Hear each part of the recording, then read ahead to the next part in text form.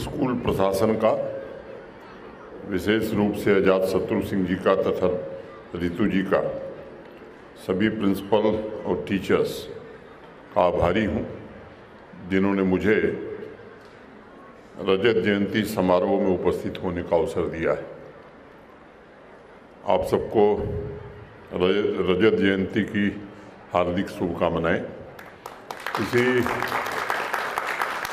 व्यक्ति या संस्था के जीवन में 25 वर्ष का बड़ा महत्व होता है और 25 वर्ष पूरा करने के बाद एक अवसर होता है कि हम आत्मावलोकन करें कि कहाँ से शुरू हुए थे, कहाँ तक पहुँचे हैं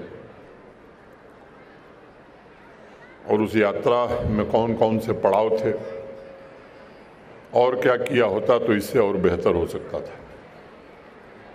जब रिपोर्ट पढ़ी जा रही थी तो मैं ध्यान से सुन रहा था।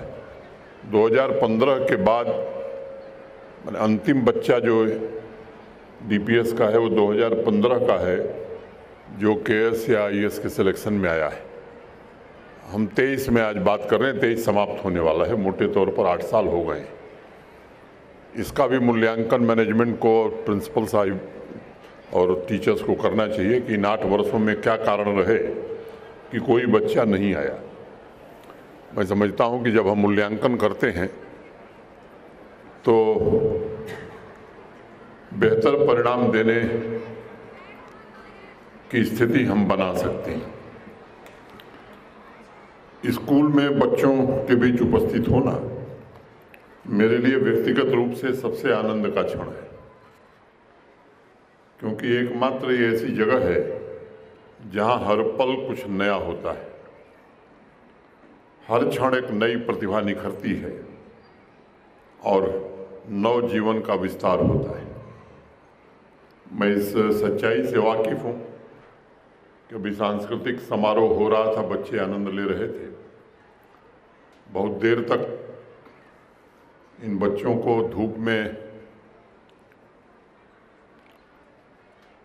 परेशान करना मैं खुद नहीं चाहता हूँ, क्योंकि जब सामान्यतया टेलीविज़न देखने के जो लोग आदी हैं, जब सीरियल अच्छा आता है तो विज्ञापन थोड़ी देर का ही अच्छा लगता है।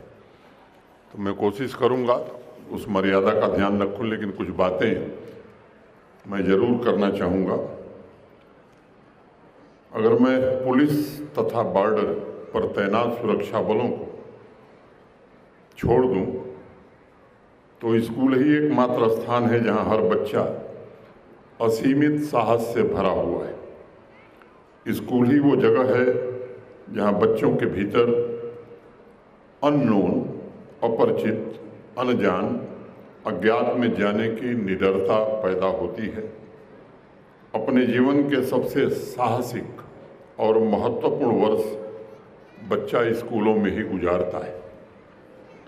अगर स्कूल में बच्चों के समय से संबंधित आंकड़े को देखा जाए तो प्री प्राइमरी से लेकर के सीनियर लेवल तक की जो यात्रा है, सामान्य तौर पर एक बच्चा 15-16 साल, 16-17 साल स्कूल में बिताता है। यानी कॉलेज जाने के पहले लगभग 23,000 घंटे की स्कूलिंग एक बच्चे की होती है।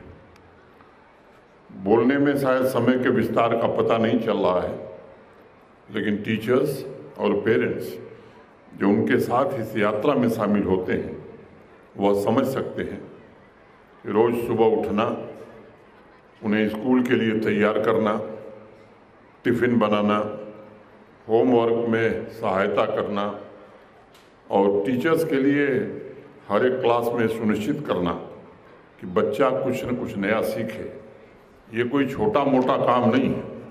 अभी मैं एक बच्ची से पूछ रहा था कि तुम घर से कब चली, तो उसने कहा साहब मैं 8 बजे चली। उन्होंने कुछ खाया, कहा कि नहीं खाया।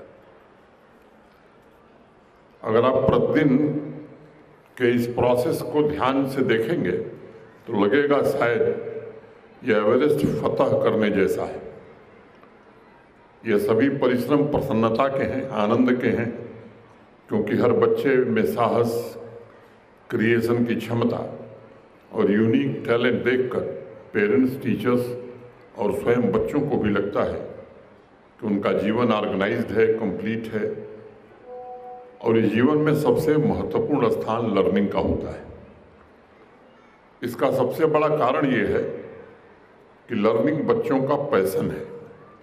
आप सोचिए, सिर्फ पेरेंट्स के इनकरेजमेंट से या उनके हाव भाव को कॉपी करके बच्चा बोलने से लेकर ढेर सारी बातें सीख जाता है।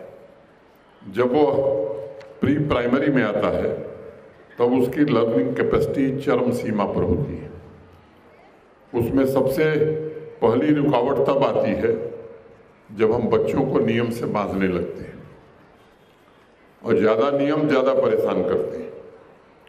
चूँकि दिल्ली पब्लिक स्कूल जम्मू में प्री प्राइमरी से लेकर सीनियर विंग तक चलता है, इसलिए मैंने सोचा कि लर्निंग के विजडम पर आप सबसे कुछ बात की जाए। एक सच्ची घटना मुझे ध्यान में है।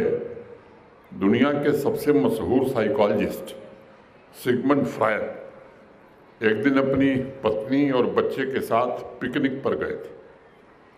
शाम हो गई, लौटने का जब विचार बनाया तो देखा कि उनका बच्चा गायब है। पति पत्नी दोनों पढ़ रहे थे, ध्यान नहीं था कि बच्चा खेलते खेलते कहाँ चला गया। उनकी पत्नी बहुत परेशान थी, चारों तरफ देख रही थी कि बच्चा किधर है। फ्रायड ने कहा कि परेशान होने की जरूरत नहीं है, सिर्फ यह बताओ कि बच्चे को तुमने कहाँ मना किया था जाने से, कहाँ जाने से मना किया था। तो पत्नी ने कहा कि हाँ, मैंने उससे कहा था कि बगीचे के बाहर वाटर फाउंटेन है, वहाँ मत जाना। तो फ्रायड ने कहा चलो फिर ठीक है, वहीं देखते हैं, वहीं मिल जाएगा। पति पत्नी हस्बैंड वाइफ जब वाटर फाउंटेन पर पहुंचे तो देखा कि बच्चा बड़े मजे से खुश होकर के वहां खेल रहा था। सिगमंड फ्रायड की पत्नी ने पूछा कि तुम्हें कैसे पता चला कि ये वहीं मिलेगा। तो फ्रायड ने कहा कि बड़ा आसान था, क्योंकि आज पूरी ह्यूमैनिटी का यही अनुभव है, यही एक्सपीरियंस है। बच्चे वही करेंगे जिसके लिए उन्हें मना किया जाएगा, और इसलिए सोच समझकर मना करना, क्योंकि बच्चे के लिए किसी चीज़ की मनाही भी मोटिवेशन बन सकती है। फ्रायड की इस कहानी को मैंने अपने जीवन में कई बार पढ़ा है। मेरे मन में यह जानने की जिज्ञासा थी कि यह बच्चों की जिद है या उनका मोटिवेशन। और मुझे लगता है कि जब भी हम बच्चे को किसी चीज़ के लिए मना करते हैं और कहते हैं कि you should not do it, उसी क्षण उसके भीतर क्यूरियोसिटी पैदा होती है और उसे लगता है कुछ तो मिस्टीरियस है और इसलिए मना किया जा रहा है मुझे। और इसलिए मैं मानता हूँ कि उस क्यूरियोसिटी को सार्थक बनाने के लिए ज़रूरी है उसे निगेटिव लर्निंग की बजाय पॉजिटिव लर्निंग की तरफ प्रेरित किया जाए। You should not do it की जगह बच्चों को हम क्या बता सकते हैं, what are the things that you should do. बच्चा जब बोलना शुरू करता है तो उसके चेहरे की तरफ ध्यान से देखिए, वह अत्यंत प्रफुल्लित होता है, क्योंकि उसे सीखने में बहुत आनंद आता है। वो उसे एंजॉय कर रहा होता है, और जैसे जैसे बड़ा होता है नई नई चीज़ें सीखता जाता है, क्योंकि उसे इनकरेजमेंट मिलता है। लेकिन वही बच्चा जब मिडिल स्कूल पास कर लेता है, नियमों में बच जाता है, you should not do it जैसे स्टेटमेंट की वजह से उसकी क्यूरियोसिटी धीरे धीरे समाप्त होने लगती है। पिछले वर्ष किसी कार्यक्रम में मैं गया था। अमेरिका के एक प्रोफेसर हैं जॉन कोहेन, उनके रिसर्च का मैंने एक जिक्र किया था कई वर्षों पहले, और कई कड़ी मेहनत के बाद रिसर्च किया उन्होंने, और जो निष्कर्ष निकाला कि 5 साल का बच्चा लगभग प्रतिदिन 300 सवाल पूछता है। और 15 साल का बच्चा सिर्फ 3 सवाल पूछता है। उनकी टीम ने जो ये रिसर्च है, अध्ययन है, 33,000 स्टूडेंट्स का सर्वे करके ये निष्कर्ष निकाला था।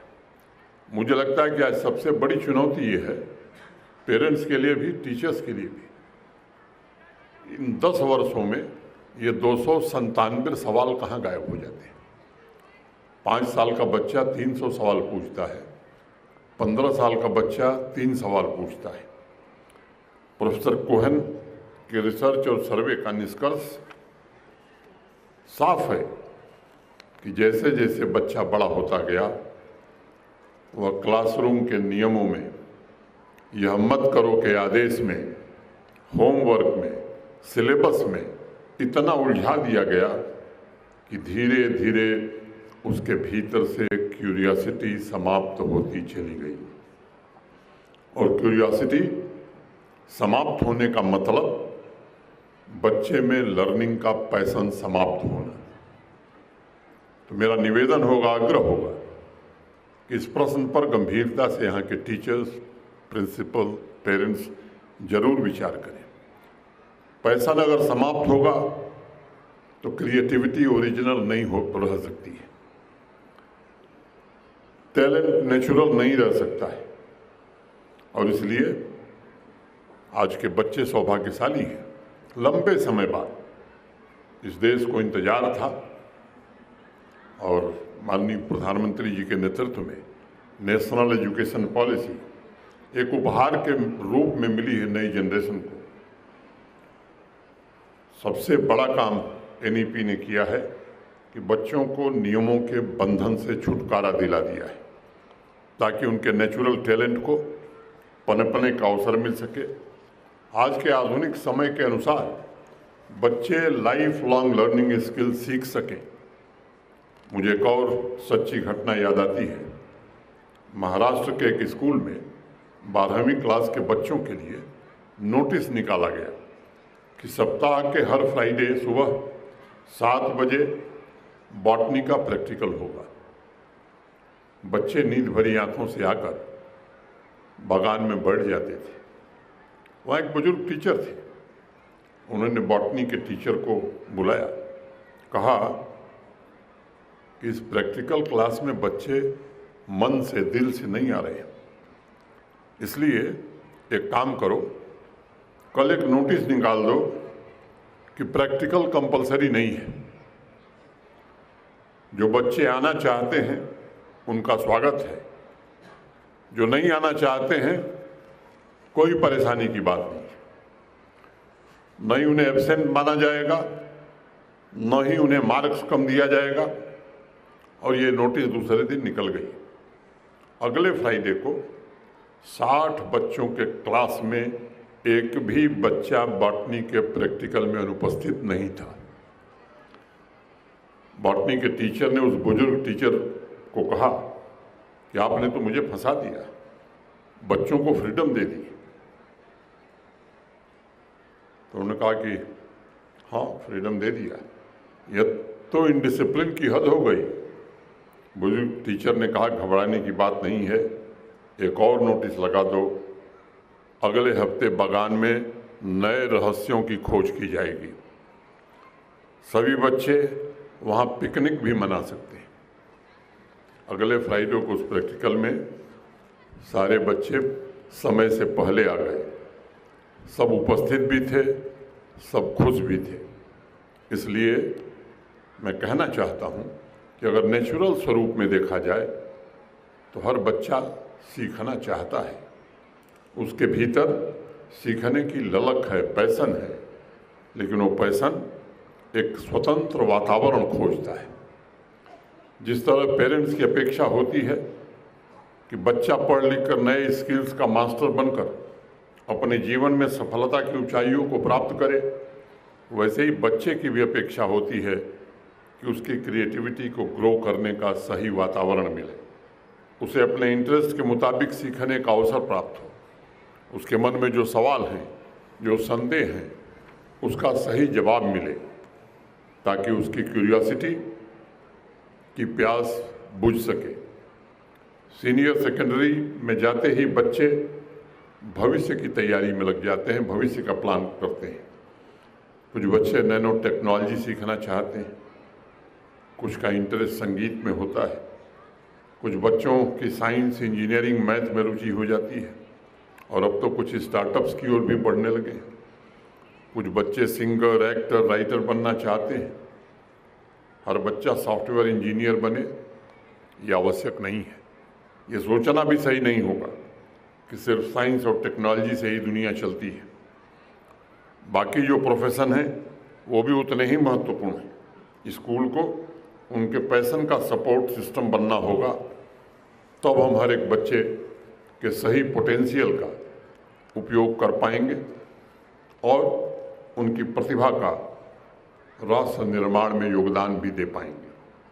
मुझे विश्वास है कुछ बच्चों ने, उनके टीचर्स ने स्टीवन स्पिलबर्ग की मूवी एडवेंचर ऑफ टिंटिन या टेलीविज़न पर उनकी जुरासिक पार्क मूवी जरूर देखी होगी। जब स्पिलबर्ग सीनियर सेकेंडरी स्कूल में थे तब उनके स्कूल का टूर यूनिवर्सल स्टूडियो गया था।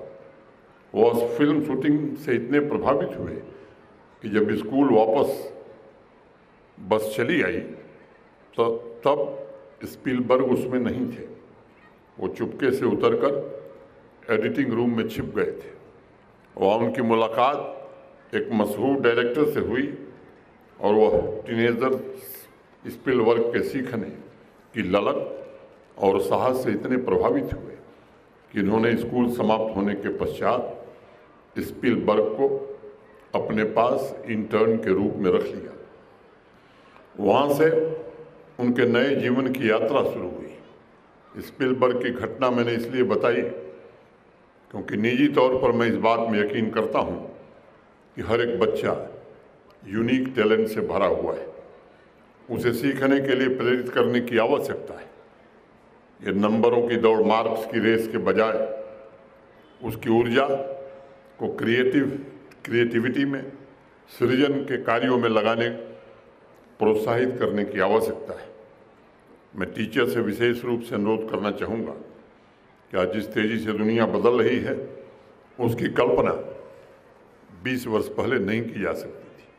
आज जो टीचर हैं अगर वो अपने स्टूडेंट डेज को याद करेंगे तो लगेगा कि आज बच्चों के टिप्स पर जितनी इन्फॉर्मेशन मौजूद है उतनी इन्फॉर्मेशन इकट्ठा करने के लिए उन्हें वर्षों लग जाते थे। इसलिए आज बच्चे की जो सबसे अंतिम आवश्यकता है वह इन्फॉर्मेशन का बोझ है। उसके पास टेक्नोलॉजी के एक्सेस की वजह से दुनिया भर की इन्फॉर्मेशन मौजूद है। इसलिए बच्चों को इन्फॉर्मेशन नहीं बल्कि क्रिटिकल थिंकिंग, कम्युनिकेशन, कोलैबोरेशन तथा क्रिएटिविटी जैसे लाइफ लॉन्ग लर्निंग स्किल सीखने के लिए मोटिवेट किए जाने की आवश्यकता है। आज 15 साल के स्टूडेंट्स जब 10 साल बाद रियल वर्ल्ड में कदम रखेंगे तो आर्टिफिशियल इंटेलिजेंस या बाकी इमर्जिंग टेक्नोलॉजीज़ के एक्सप्लोजन की वजह से दुनिया का स्वरूप ही कुछ और होगा। ऐसे में उन्हें सिर्फ नए आइडियाज़ या नए इन्वेंशन पर ही फोकस नहीं करना होगा बल्कि अपने आप को भी री इन्वेंट करना होगा। और इसकी क्षमता वर्तमान में ही लाइफ लॉन्ग लर्निंग स्किल से बच्चों में जागृत की जा सकती है। दूसरी महत्वपूर्ण बात यह है कि नेशनल एजुकेशन पॉलिसी ने टेस्ट और कंपटीशन की दौड़ को समाप्त करने की अनुशंसा की है। पिछले 20 सालों में स्कूलों में सीरीज ऑफ टेस्ट शुरू हो गए थे। बच्चों के महत्वाकांक्षा पैदा करने की बजाय स्ट्रेस का, तनाव का सबसे बड़ा कारण यही बनता जा रहा था। अगर स्टूडेंट स्ट्रेसफुल हैं तो इसका मतलब है हमारा सिस्टम ठीक नहीं है। इसलिए इस बात पर बल देने की आवश्यकता है कि टेस्ट और मार्क्स की बजाय स्कूल के स्टैंडर्ड और बच्चों के एम्बिशन को बरकरार रखने के लिए कौन सा सिस्टम, क्या ग्रेड सिस्टम इसमें मदद कर सकता है। बच्चों में आपस में प्रतिद्वंदिता कैसे पैदा हो सकती है, वो भी स्वस्थ प्रतिस्पर्धा, मैं इस बात को मानता हूँ कि जिस स्टूडेंट में स्वयं से कंपटीशन का भाव पैदा होता है उसे जीवन में कभी भी असफलता का सामना नहीं करना पड़ेगा। सभी टीचर से मेरी एक दूसरी गुजारिश है, जीवन की सारी खोज, सारी दौड़ खुशी की है और यह खुशी तब मिलती है जब जीवन में एक बैलेंस होता है। एजुकेशन में वो बैलेंस कहीं न कहीं मिस करता है। हम सिर्फ नॉलेज और इन्फॉर्मेशन पर फोकस करते हैं, लेकिन ये सच है कि सिर्फ नॉलेज इकट्ठा करना एजुकेशन नहीं है। अगर एक बच्चा स्कूल से सिर्फ ज्ञान प्राप्त करके इन्फॉर्मेशन का स्टोर हाउस बनकर निकलता है तो ये एजुकेशन सिस्टम की एक बड़ी चूक कही जाएगी।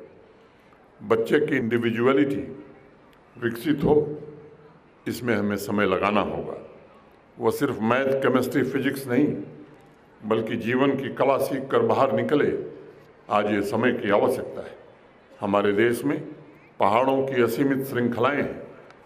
आज भी कोई विदेशी टूरिस्ट आता है तो वह ऊनाकोटी हिल्स को देखना चाहता है, क्योंकि वहाँ पूरी पहाड़ी को हमारे पूर्वजों ने अपनी कलाकारी से सुंदर मूर्तियों में परिवर्तित कर दिया था। वहाँ कुछ ऐसे पहाड़ भी हैं जो सिर्फ पत्थर हैं। मेरे कहने का तात्पर्य ये है कि स्टूडेंट्स को अगर कुशल टीचर्स मिल जाएं तो उनके जीवन में ऊनाकोटी हिल्स की तरह अप्रतिम सौंदर्य की तरह गढ़ा जा सकता है। इसलिए टीचर मेरी नज़र में एक बहुत ही महत्वपूर्ण कलाकार है जो पत्थर को प्रतिमा बनाने की क्षमता रखता है। संक्षेप में मैं स्टूडेंट से भी 2-3 बातें करना चाहूँगा। कुछ डेमोग्राफिक रिसर्चर्स ने अनुमान लगाया है कि जब से पृथ्वी पर मनुष्य का जन्म हुआ है तब से लेकर आज तक कितने लोग पैदा हुए होंगे। अनेक फैक्टर्स को ध्यान में रखते हुए उनका निष्कर्ष था 7 मिलियन BC से लेकर 2022 तक लगभग 117 बिलियन लोगों ने इस पृथ्वी पर जन्म लिया होगा। इस आंकड़े की सबसे बड़ी खूबसूरती ये है कि 117 बिलियन में से हर एक पर्सनैलिटी यूनिक रही होगी। हर एक को यूनिक जीवन मिला होगा। हर किसी को अपनी यूनिक क्रिएटिविटी, टैलेंट को दुनिया के सामने रखने का अवसर मिला होगा। आप में से हर एक बच्चे के पास यूनिक टैलेंट है। हर बच्चे के पास यूनिक अवसर है। वो इस जीवन को खूबसूरत और सफल बनावे, ये करने की आवश्यकता है। इसलिए पूरे साहस और विश्वास, कॉन्फिडेंस के साथ अपने पैशन को फॉलो करने की जरूरत है। मार्टिन लूथर किंग कहते थे, take the first step in faith. You don't have to see the whole staircase, just take the first step. और मैं चाहूँगा कि हर एक स्टूडेंट पूरे साहस और आत्मविश्वास से अपने जीवन का पहला कदम रखे, आगे बढ़े। कुछ दिन पहले मैं एक ऑस्ट्रेलियन राइटर ब्रोनी वेयर की किताब पढ़ रहा था। अपने राइटिंग कैरियर शुरू करने से पहले ब्रोनी ने कई वर्ष बुजुर्गों के हॉस्पिटल में काम किया था। उस दौरान उन्होंने सैकड़ों सीनियर सिटीजन्स का इंटरव्यू लिया और उनसे एक ही सवाल पूछा था कि आपको जीवन में किसी बात का रिग्रेट है। सभी ने लगभग एक जैसा उत्तर दिया और कहा कि I wish I had the courage to live a life true to myself, not the life others expected of me. इसलिए बच्चों, अपने सपनों, अपने संकल्पों के लिए जीने की आवश्यकता है। उसे छोड़ने की आवश्यकता नहीं है और तब तक प्रयास करना है जब तक वो साकार न हो जाए। आप सबने इमर्सन की वो पोएम पढ़ी होगी, What lies before us are teeny matters compared to what lies within us. पूरे विश्वास एवं साहस से जीवन में आगे बढ़िए, एक्सप्लोर करिए, डिस्कवर करिए। मैं एक बार पुनः दिल्ली पब्लिक स्कूल रजत जयंती समारोह की आप सबको दिल की गहराइयों से बधाई देता हूं और अनंत शुभकामनाएं देता हूं और उम्मीद करता हूं कि आने वाले समय में यह विद्यालय जम्मू रीजन में अनेक बच्चों के भविष्य को निखारने में जरूर मदद करेगा। अंत में रॉबर्ट फ्रॉस्ट की वो कविता कह के अपनी बात खत्म करूंगा। The woods are lovely dark and deep, but I have promises to keep and miles to go before I sleep and miles to go before I sleep. Thank you. Jai Hind.